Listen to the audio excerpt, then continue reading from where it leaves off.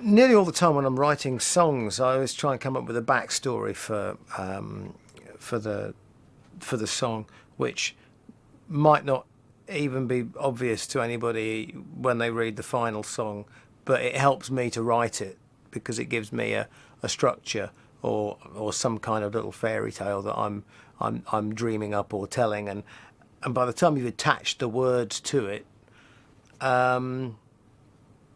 it needn't bear any relationship to what the actual story is. You know, the sort of example I'd make is if you for example were trying to do some sort of abstract painting or something, and you started out with just some crap paint by numbers picture, and you just stuck things on the paint by numbers picture, and then you took the picture away from the back of it, and you were just left with blobs, and then you develop the blobs, and you know you come up with something. You think, oh, that's interesting.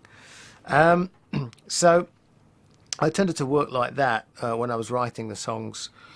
All I had to go on was a CD of guitar music with no drums, no rhythm instruments at all. It was just pure guitar riffs that were arranged in just a set of different riffs, and some could have been verses, some could have been choruses, some could have been middle eights, whatever. And there were several ideas, and Roy sent me about 18, 20 different ideas. And I just clamped on a set of headphones and wandered around with a pad and a piece of paper, and sat listening over and over and over until little words started dropping in my head. You know, till the little leprechaun started talking to me. And it's the same thing that schoolboys do when they get bored in a physics lesson and they stare out the window and they have the most amazing daydreams, and you know, wow, and there I was, you know, in my Spitfire battling World War II. It was the, you know, chalk duster hits him on the head. Pay attention! Oh, sorry. No. Well, you know, I'm lucky I can actually make a living out of daydreaming and staring out the window. And it's what I do when I write lyrics and write tunes. So I would be going walkabout in the snow in Montreal, for example, going into strange coffee shops and drinking far too much coffee, and just scribbling away my pad and humming the tune to myself as I was going along and seeing if it worked. And then when I got something that worked and I could remember it on a regular basis, because I can normally remember the tune in association with the words. If I can't, I figure that it's Darwinian selection and it must be crap. So, you know, only the strongest tunes will survive that way. And by the time I got to the end of the album, I had a whole set of tunes, a whole set of words, and I could remember the lot, and I could sing them all to myself.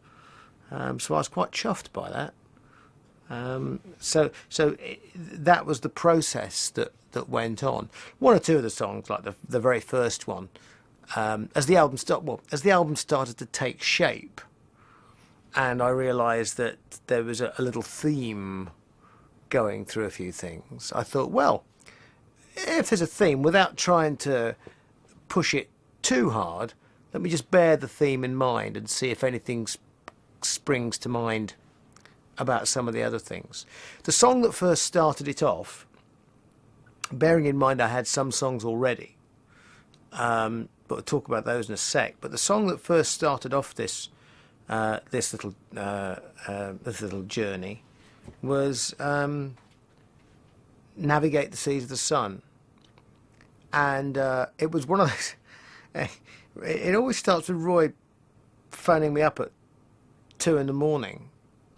at home and going, oh, I'm having a great time and I'm having a blast and I've got all this really cool stuff. And he said, just take a listen to this. I'm always listening to stuff down at the end of the phone. And he played me this thing, and I just, the first things that came into my words were, you know, so we go and will not return, we'll navigate the seas of the sun. Don't ask me why. It just sounded like it was just drifting through space on this wonderful journey. So I wrote that down, and I thought, that's a great line. And at that moment, irrational as it may seem, I thought, I bet you we've got a great album now.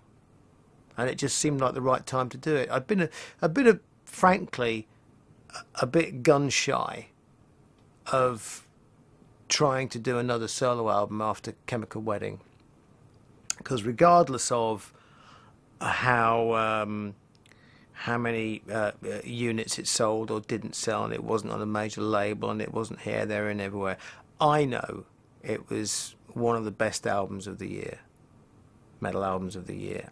So I'll put my foot in my mouth and stick my neck on the block and say, I know it was. And I know a lot of people agree with me, whether it's critics or other musicians or whatever. And I'm very proud of that fact. But at the same time, it's very scary, because I did an album which a lot of people were influenced by.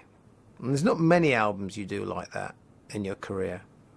A lot of albums tend to be follow-on or catch-up and very competent. And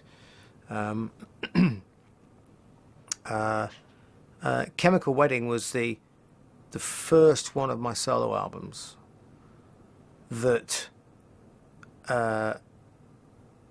excited me as much as it excited everybody else.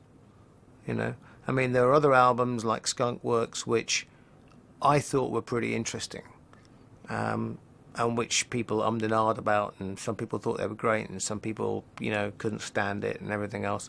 But Chemical Wedding was one which was pretty universal. And so it was a tough one to follow up. And it was difficult because of the environment I was in afterwards. Obviously, I was touring with Maiden, and we did a great album. I mean, Brave New World. I don't think I could have done Brave New World if I hadn't done Chemical Wedding, in a funny roundabout way. Because I went into Brave New World songwriting wise feeling unbelievably confident. And so anyway, so we did some great albums with Maiden after that, and obviously we did touring, and Roy was unavailable. He was off with doing the Halford album, which was superb, and now the Priest album that's got all the acclaim. But in the process, obviously, he was up against schedules, and both albums overran. And I know Roy, when he works with other people, and to some extent when he works with me, but I think a lot when he works with other people, he really pushes himself. And he finds it hard when he's not allowed to just go with the flow in terms of his ideas, because he knows instinctively that his ideas are really good. And with me, I think we work, we're very relaxed the way we work.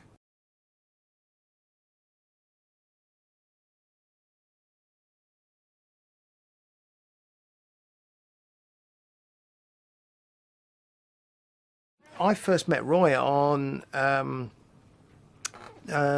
Tears of the Dragon. On oh sorry, not the album, of course, wasn't called Tears of the Dragon. It was called obviously Balls to Picasso. But the producer the assistant producer, engineer, who was working with Keith Olsen at the time, when I was sort of flailing around, scratching my noddle, thinking, how can I do metal rock? How can I do this differently? How can I break the mold here? Way back when I was, in the process of leaving Maiden, the engineer played me this band called the Tribe of Gypsies, which was Roy's band, and he'd done an album for about $20,000. I was just knocked senseless by it. I was just like, if I could quit and that band could just take my place, there would be some justice in the world, because it was just one of the most incredible records I'd ever heard in my life.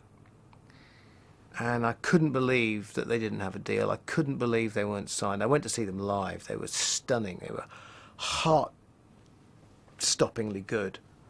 And I was just couldn't believe it. So I brought the CD over here and I played it to Rod, and he was freaking out, you know. And at the time, of course, they were doing, it wasn't metal, but it was rock. And it had this kind of like Latino flavour to it. A little bit of Santana, but there was a lot more to it than that. There was a lot of street stuff. There was a lot of really modern stuff in there. It was like Rage Against the Machine meets Santana. And I was like, God, that's it, you know. And whatever, you know. It fell through the cracks in the end. I mean, I pushed really hard, and Tribe of Gypsies, actually, they had several records released, and they're still having records released, but it just doesn't seem to have quite gelled, you know. It was a funny time, that time, actually. It was early 90s, wasn't it? It would have been sort of it was a 93, it was a bizarre time, you know. Metal was, you know, people weren't paying attention to music.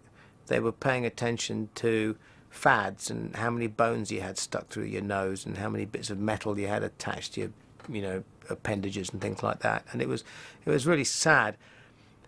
Anyway, I met Roy and I said, you know, I said, you know, you're doing everything that I really love what you're doing, mate. You know, just fantastic. And he said, I'd really like to write songs with you. And I went, well, if you could write songs with me, I'd be really chuffed. So we went in and we wrote, I think we wrote about 5 or 6 songs in the first day. I was like, this feels good. Now, he also really loved Tears of the Dragon. He said, I really have to play guitar on that song. I love that song.